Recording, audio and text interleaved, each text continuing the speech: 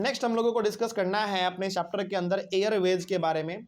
Airways का simple सा मतलब हो गया हवाई जहाज के थ्रू भी हमारे इंडिया में नहीं पूरी दुनिया में हवाई जहाज के थ्रू भी ट्रांसपोर्टेशन वगैरह किया जाता है।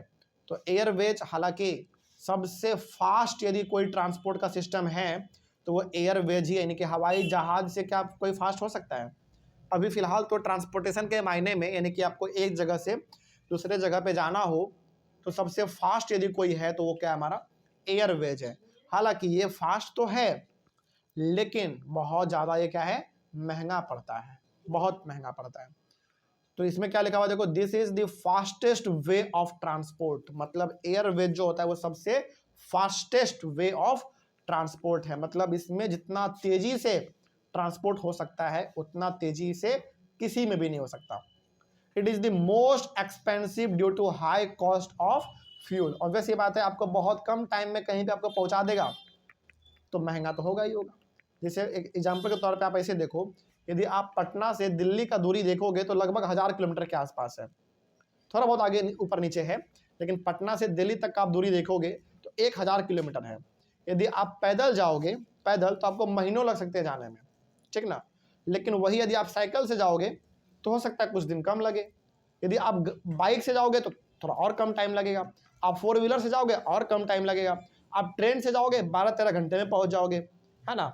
लेकिन यदि आप एरोप्लेन से जाओगे तो 1.5 से 2 घंटे में आप पटना से दिल्ली पहुंच जाते हैं। सोचो, जहां आपको ट्रेन से 12 घंटा लगता है, 10 घंटा 12 घंटा लगता है, वही आप एरोप्लेन से 2 से 2.5 घंटे में आराम से पहुंच जाते हैं। तो बताओ, आपका इतना टाइम वो बचा दिया, 8 घंटा टाइम बचा दिया, लेकिन इसके बदले में वो आपसे क्या लेता है? फिर पैसा लेता है। मतलब आपका टाइम बचाने के लिए वो क्या करता है? पैसा आपसे ज़्यादा लेता है। तो वैसी बात है भाई, आपको अच्छा सा ट्रांसपोर्ट सुविधा इस्तेमाल करना है तो पैसा भी आपको अच्छा देना पड़ेगा, वही बात है। क्योंकि इसका जो फ्यूल भी आता है ना, वो फ्यूल भी इसका बहुत महंगा रहता है। और एरोप्लेन को फ्यूल ही केवल नहीं चाहिए, उसका मेंटेनेंस में भी बहुत पैसा खर्च होता है। समझ में आ रही है बात? ट्रेन, हालांकि ट्रेन का तो हालत आपने देखा ही है कैसा है, ट्रेन थोड़ा बहुत टूटा फूटा भी रहता है फिर भी वो काम करता है, फिर भी लोग उस पर बैठते हैं। लेकिन एरोप्लेन में वो मिस्टेक आप बर्दाश्त नहीं कर सकते हैं, क्योंकि वो हवाई जहाज़ का बात है भाई। यदि गया तो मान लो कि सबका जान चला जाएगा। अभी हुआ था ना प्लान क्रैश अहमदाबाद में, कोई आदमी बचा, एक आदमी बस बचा था, वो भी बेचारा बहुत हालत उसका ख़राब था। तो एरोप्लेन वगैरह में कोई कॉम्प्रोमाइज़ हम लोग नहीं कर सकते, इसीलिए इसको मेंटेन करना, इसके फ्यूल में बहुत पैसा खर्च होता है। ये फास्ट आपको पहुंचा तो देता है लेकिन पैसा आपसे बहुत चार्ज करता है। आगे, it is the only mode of transport to reach the most remote and distant areas especially where there are no roads and railways. देखो, यदि कहीं पर रोड नहीं है, कहीं पर रेलवे नहीं है, बहुत ख़राब जगह है, वहाँ पे कैसे पहुँचा जाए पता नहीं, तो वहाँ पे आप कैसे पहुँच सकते हो? एयरवेज के थ्रू पहुँच सकते हो।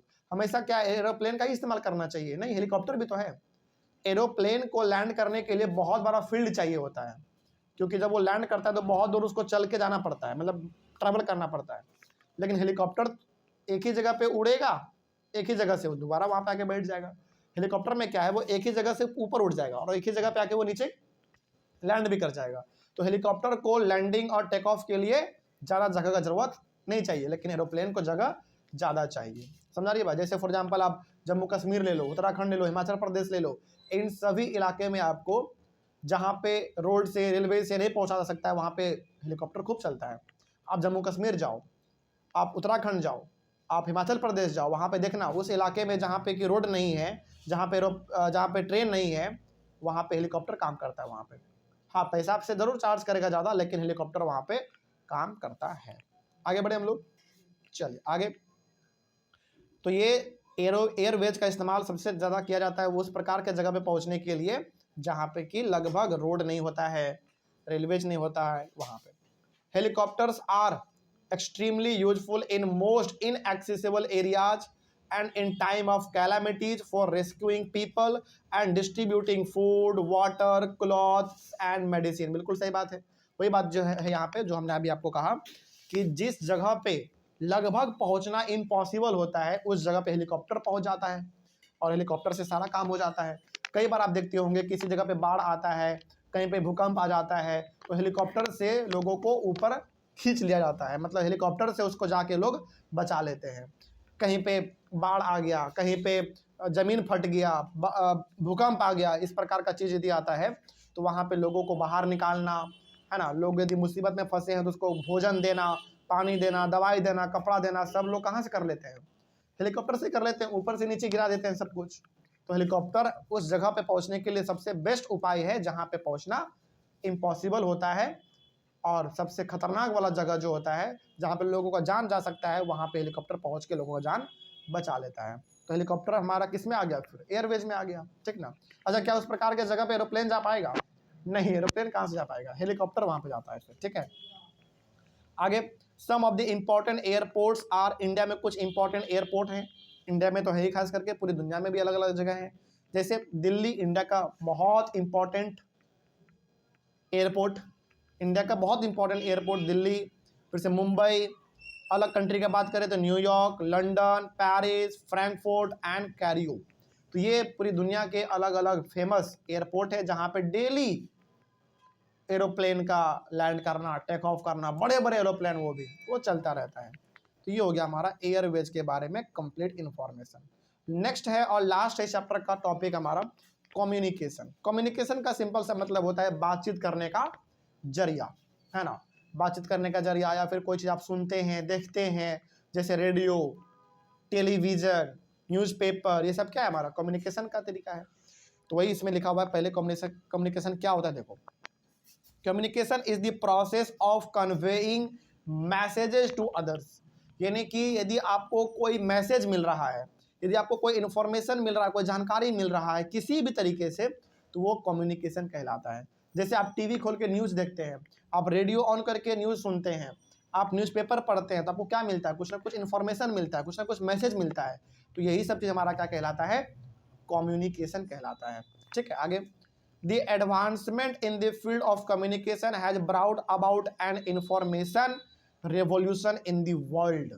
मतलब आज के टाइम पे यदि हम लोग बात करें तो आज हमारा कम्युनिकेशन करने का जो तरीका है, यानी कि बातचीत करने का जो तरीका है, इतना डेवलप कर गया है, इतना डेवलप कर गया है कि एक तरीके से इंफॉर्मेशन रेवोल्यूशन हो चुका है। इंफॉर्मेशन रेवोल्यूशन का मतलब हो गया कि बहुत बड़े लेवल पे तरक्की कर चुका है। आज आप कहीं पे भी बैठे रहो, दुनिया के किसी भी कोने में आप बैठे रहो, आप किसी से भी वीडियो कॉल कर सकते हैं, बात कर सकते हैं, चैट कर सकते हैं, है कि नहीं। For example Instagram, WhatsApp, Facebook, ये सब क्या है? कम्युनिकेशन का तरीका है करने का, लोगों से बातचीत करने का तरीका है। आप इंडिया में बैठे हुए हैं, इंग्लैंड के लोगों से आप दोस्ती कर सकते हैं, सोचो, है कि नहीं। इंग्लैंड आप घूम सकते हैं मैप पे। ये सब कैसे हो पाया? कम्युनिकेशन से हो पाया। टेक्नोलॉजी में लगातार बदलाव होने की वजह से हो पाया। आगे, different modes of communication are used to provide information, to educate as well as to entertain। यानी कि आज के टाइम पे हम लोग अलग अलग प्रकार के चीज़ों का इस्तेमाल करते हैं इंफॉर्मेशन को लेने के लिए। यानी कि कोई भी जानकारी यदि आपको आज लेना हो तो आप वो जानकारी या तो टीवी से ले लेते हैं, या तो रेडियो से, नहीं तो फिर न्यूज़पेपर से, नहीं तो फिर आपके पास तो हर किसी के पास फ़ोन रहता ही है हाथ में, फ़ोन से ही आप सब कुछ भी देख सकते हैं। कहने का मतलब यहाँ पे यह है कि आज जो है कम्युनिकेशन का तरीका बहुत ज़्यादा बदल गया है। जहाँ पहले केवल न्यूज़पेपर छपता था, उसी से लोगों को जानकारी मिलता था कि कहाँ पे क्या चल रहा है, नहीं चल रहा है। आज आप घर बैठे सब कुछ जान सकते हैं कि दुनिया के किस कोने में क्या चल रहा है और क्या नहीं चल रहा है। आगे, तो इन्फॉर्मेशन लेने का तरीका भी हमारे पास आज बहुत है। टू एजुकेट, यानी कि आपको पढ़ना लिखना हो तो आप ऑनलाइन आज पढ़ लेते हैं। जैसे मान लीजिए आपको अमेरिका के किसी यूनिवर्सिटी से आपको आज पढ़ाई करना है इंडिया में बैठ के, तो आप वो भी कर लेते हैं ऑनलाइन के तरफ से, ऑनलाइन आप कर लेते हैं। फिर से इंटरटेन, यानी कि यदि आपको थोड़ा बहुत इंटरटेन होना है, थोड़ा मौज मस्ती भी करना है, तो वो भी आप अपने फ़ोन को निकालते हैं, रील देख लिया, शॉर्ट्स देख लिया, इंटरटेन हो जाते हैं हम लोग, है ना, गेम खेल लिए, बिल्कुल। तो कहने का मतलब है कि आज आपको हर प्रकार से इंफॉर्मेशन मिलने के लिए तैयार है ना। आगे, through newspapers, radio and television we can communicate with a large number of people. यानी कि यदि आपके पास टीवी है, रेडियो है, न्यूज़पेपर है, तो आप वो सब कुछ जान पाएंगे, वो सब कुछ देख पाएंगे जो पूरी दुनिया में कहीं ना कहीं हो रहा होता है, ठीक ना। आज अमेरिका में क्या हो रहा है वो हम घर बैठे देख लेते हैं। टीवी आप खोलो, आज दिख जाता है कि ऑस्ट्रेलिया के लोग आज क्या किए हैं, नहीं किए हैं। कहीं पे भूकंप आता है, कितने लोग मारे गए, क्या हुआ नहीं हुआ, आज हम लोग घर बैठे देख लेते हैं। तो ये सब कम्युनिकेशन में तरक्की होने की वजह से ही हुआ है, और आने वाले टाइम में आप देखना ये और डेवलप करेगा, ठीक ना, और भी डेवलप करेगा। आगे, they are therefore called mass media. इसीलिए कम्युनिकेशन को हम लोग क्या बोलते हैं, मास मीडिया बोलते हैं। मास मीडिया का मतलब होता है वो चीज जिसका इस्तेमाल एक दो आदमी नहीं करते हैं, पूरे वर्ल्ड में लोग इस्तेमाल कर रहे हैं, उसी को हम लोग कह देते हैं मास मीडिया। यदि आपसे कोई पूछे बताओ मास मीडिया में हमारा क्या क्या आ जाएगा, तो आप बोलोगे टीवी आ जाएगा, टीवी आज हर कोई इस्तेमाल करता है।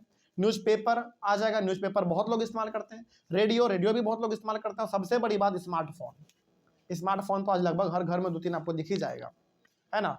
तो ये सब हमारा किसका एग्जाम्पल हो गया, मास मीडिया का हो गया। मास मीडिया का मतलब होता है वो चीज जिसको लोग बड़े लेवल पे इस्तेमाल करते हैं। तो टीवी हो गया, फोन हो गया, रेडियो हो गया, न्यूज़पेपर हो गया, बहुत लोग इस्तेमाल करते हैं। तो ये सब एग्जाम्पल हो गया हमारा मास मीडिया का।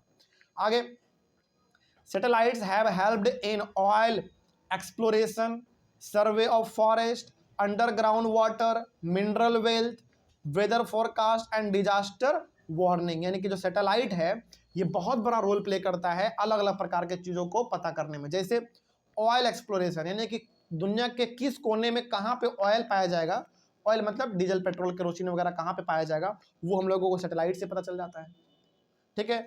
और फॉरेस्ट सर्वे, यानी कि जंगल में कहाँ पे आग लगा, जंगल में कहाँ पे तालाब है, जंगल में कहाँ पे कौन सा जानवर है, ये सब हम लोग बैठे बैठे सैटेलाइट से भी देख लेते हैं। जैसे आपका गूगल मैप जो होता है, गूगल मैप आपका किससे कनेक्टेड है बताओ, सैटेलाइट से कनेक्टेड है। आप किसी भी जगह को सर्च करते हैं, उसको जूम करते हैं, उस जगह को आप देख लेते हैं, वो सब सैटेलाइट से कनेक्टेड है। यानी कि सैटेलाइट से आप किसी जगह पे तेल पाया जा रहा है, जो तेल को आप देख सकते हैं कि किस जगह पे तेल पाया जाएगा भाई, कहाँ पे जंगल है, अंडरग्राउंड वाटर का क्या हाल चाल है ना। मिनरल वेल्थ, यानी कि कहाँ पे गोल्ड, सिल्वर, डायमंड पाया जा रहा है, वो भी हम लोग सैटेलाइट से देख लेते हैं। वेदर फोरकास्ट, वेदर फोरकास्ट का मतलब हुआ कि आज मौसम कैसा रहने वाला है, ये हम लोगों को पहले ही पता चल जाता है। किसके थ्रू, सैटेलाइट के थ्रू। यानी कि सैटेलाइट भी हमारा बताओ कम्युनिकेशन का एक तरीका हुआ कि नहीं हुआ, यानी कि सैटेलाइट से भी तो हम लोगों को इन्फॉर्मेशन मिल रहा है, मैसेज मिल रहा है, तो सैटेलाइट भी हमारा कम्युनिकेशन का एक तरीका ही होता है। और डिजास्टर वार्निंग, डिजास्टर वार्निंग का मतलब हो गया कहाँ पे क्या घटना घटने वाला है, कहाँ पे क्या हुआ नहीं हुआ, सब कुछ हम लोगों को आज सैटेलाइट से पता चल जाता है। आगे, we can send electronic mails, जिसको हम लोग ईमेल कहते हैं, थ्रू इंटरनेट। ये तो बहुत कम बात कर रहा है, हम लोग आज केवल ईमेल नहीं भेजते हैं, बल्कि आज हम लोग चैट भी कर लेते हैं, वीडियो कॉल भी कर लेते हैं, बात भी कर लेते हैं। तो ये सब हम लोग आज कर लेते हैं। बस यदि आपको और ज़्यादा कुछ करना है तो फिर आपके फ़ोन में क्या होना चाहिए, इंटरनेट होना चाहिए। यदि आपके फ़ोन में इंटरनेट है तो आप पूरी दुनिया घूम सकते हैं घर पे बैठे बैठे। आप देख सकते हैं कि यूरोप कैसा दिखता है, अमेरिका कैसा दिखता है कि नहीं। बस आपके फ़ोन में क्या होना चाहिए, इंटरनेट होना चाहिए, है ना। आगे, wireless telephonic communications through cellular phones have become very popular today. Wireless telephone का मतलब क्या हुआ, आज हमारे पास जो फ़ोन है, क्या उसमें तार दिखता है आपको लटका हुआ, बिल्कुल भी नहीं। एक फ़ोन है, उसको पॉकेट में रखो, कहीं भी लेके चले जाओ आप, फ़ोन आया, फ़ोन से बात कर लो। मतलब ये इतना ज़्यादा कॉमन हो चुका है कि हर घर में आपको आज एक दो स्मार्टफोन दिख ही जाता है। स्मार्टफोन नहीं है तो बटन वाला फ़ोन भी आपको लगभग दिख ही जाएगा, है कि नहीं। मतलब कोई भी आदमी कहीं पे बैठा हुआ रहे, आप उससे आराम से बात कर लेते हैं, हालचाल पूछ लेते हैं। ये सब कम्युनिकेशन को ही दिखा रहा है। आगे, we can reserve tickets for railways. Railway में अपना टिकट पहले ही बुक कर लेते हैं। एयरवेज, यानी कि हवाई जहाज में भी बैठना है तो उसका भी टिकट हम लोग पहले बुक कर लेते हैं। And even cinemas and hotels sitting at home, यानी कि घर पे बैठे बैठे हम लोग सिनेमा हॉल का टिकट भी बुक कर लेते हैं, होटल का भी टिकट बुक कर लेते हैं। मतलब होटल वगैरह भी हम लोग घर बैठे ही आज बुक कर ले रहे हैं, है कि नहीं। तो ये सब का सब किसके थ्रू हो पाया, कम्युनिकेशन के थ्रू हो पाया, अलग अलग प्रकार के टेक्नोलॉजी की वजह से हो पाया। तो इस तरीके से हमारा कम्युनिकेशन भी हुआ कंप्लीट, और कम्युनिकेशन के साथ ये टॉपिक, और टॉपिक के साथ हमारा चैप्टर भी कंप्लीट हुआ। तो अब बताइए चैप्टर में कोई दिक्कत किसी को। अगेन हम फिर से वही बात बोलेंगे, चैप्टर बहुत सिंपल है। अब बस आप एक बार इसको एक दो बार रिवाइज कर लीजिएगा तो चैप्टर आपके कमांड में आ जाएगा। तो ऑनलाइन वाले बच्चे, आप लोगों को कहीं पर कोई डाउट रहा होगा तो आप लोग एक बार कमेंट करिएगा। मिलते हैं हम लोग अपने अगले क्लास में फिर से एक नए चैप्टर के साथ और एक नई शुरुआत के साथ। तब तक के लिए thank you very much and have a nice day.